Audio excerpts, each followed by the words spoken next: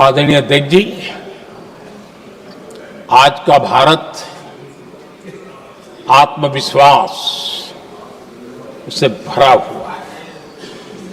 आज का भारत आत्मनिर्भरता के मंत्र को लेकर के पूरी शक्ति के साथ तेज गति से आगे बढ़ रहा है।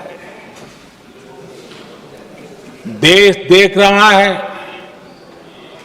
भारत आत्मनिर्भर बनता जा रहा है,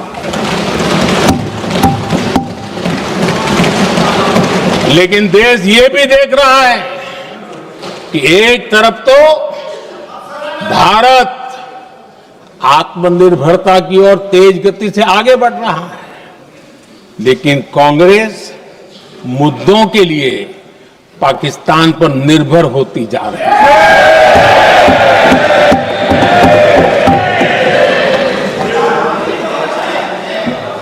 मैं आज पूरा दिन देख रहा था, जो 16 घंटे से जो चर्चा चल रही है, दुर्भाग्य से।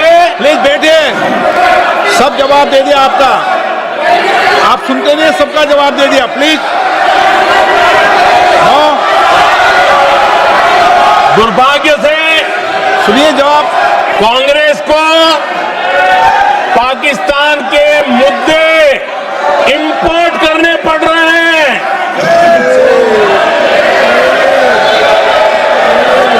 आदरणीय अध्यक्ष जी, आज के वॉरफेयर में इंफॉर्मेशन और नैरेटिव्स की प्लीज बैठिए। बहुत बड़ी भूमिका है। नैरेटिव घड़ करके, एआई का भी भरपूर उपयोग करके सेनाओं के मनोबल को कमजोर करने के खेल भी खेले जाते हैं। जनता के अंदर अविश्वास पैदा करने के भी भरपूर प्रयास होते हैं। दुर्भाग्य से कांग्रेस और उसके सहयोगी पाकिस्तान के ऐसे ही प्रपंच के प्रवक्ता बन चुके हैं।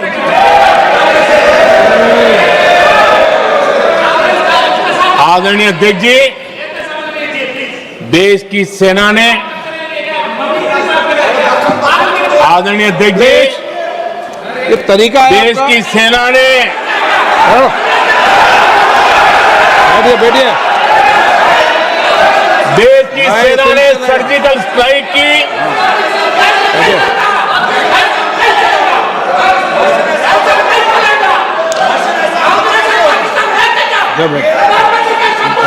बैठिए।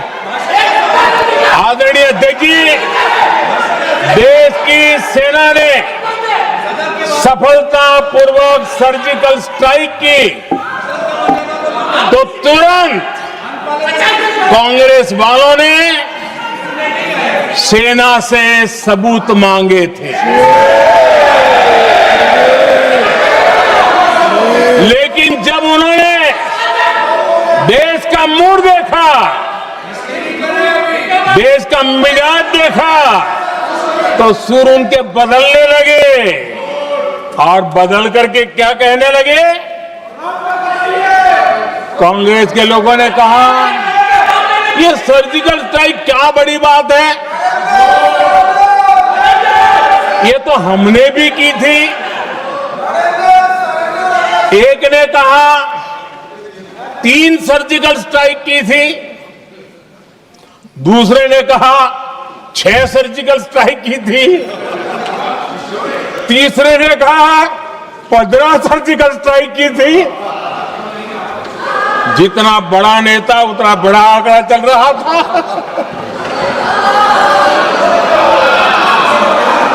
आदरणीय अध्यक्ष जी, इसके बाद बालाकोट में सेना ने एयर स्ट्राइक की। अब एयर स्ट्राइक तो ऐसी थी, वो कुछ कह नहीं सकते थे, इसलिए ये तो नहीं कहा कि भाई हमने भी की थी। उसमें तो उन्होंने समझदारी दिखाई, लेकिन फोटो मांगने लगे। एयर स्ट्राइक हुई तो फोटो दिखाओ, क्या कहां गिरा, क्या तोड़ा, कितने मरे, बस यही पूछते रहे। पाकिस्तान भी यही पूछता था, ये भी यही पूछते थे। इतना ही नहीं, आदरणीय अध्यक्ष जी, जब पायलट अभिनंदन पकड़े गए तो पाकिस्तान में तो खुशी का माहौल होना स्वाभाविक था कि उनके हाथ में भारतीय सेना का एक पायलट उनके हाथ लगा था। लेकिन यहां पर भी कुछ लोग थे जो कानों कानों में कह रहे थे, अब मोदी फंसा, अब अभिनंदन वहां है, मोदी ला करके दिखा दे, अब देखते हैं मोदी क्या करता है। आज डंके की चोट पर अभिनंदन वापिस आएगा।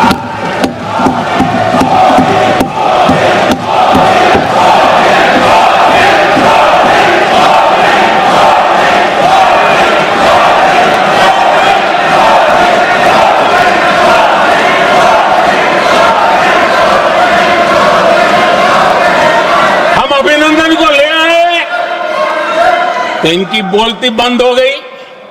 इनको लगा यार कि नसीब वाला आदमी है, हमारा हथियार हाथ से निकल गया। आदरणीय अध्यक्ष जी, पहलगाम हमले के बाद हमारा बीएसएफ का एक जवान पाकिस्तान के कब्जे में गया तो फिर इनको लगा वाह, बड़ा मुद्दा हाथ में आ गया है, अब मोदी फंस जाएगा। अब तो मोदी की फजीयत जरूर होगी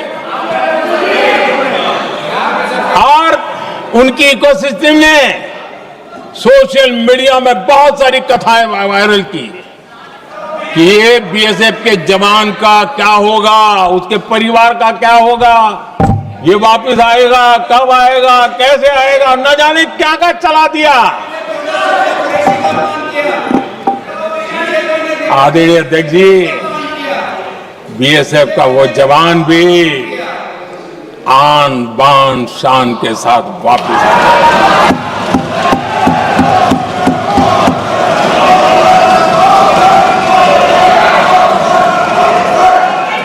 आतंकवादी रो रहे हैं, आतंकवादियों के आका रो रहे हैं और उनको रोते देखकर यहां भी कुछ लोग रो रहे हैं।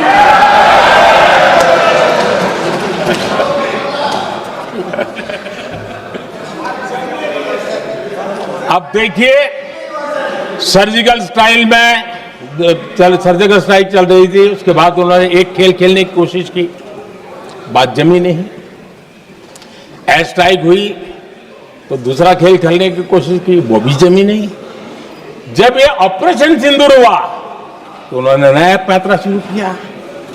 और क्या शुरू किया? रोक क्यों दिया? पहले तो मानने को तैयार नहीं थे कि मुक्त करते, अब कहते रोक क्यों दिया।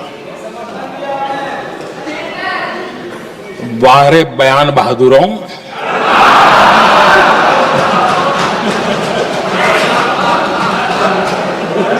आपको विरोध का कोई न कोई बहाना चाहिए और इसलिए सिर्फ मैं नहीं, पूरा देश आप पर हंस रहा है।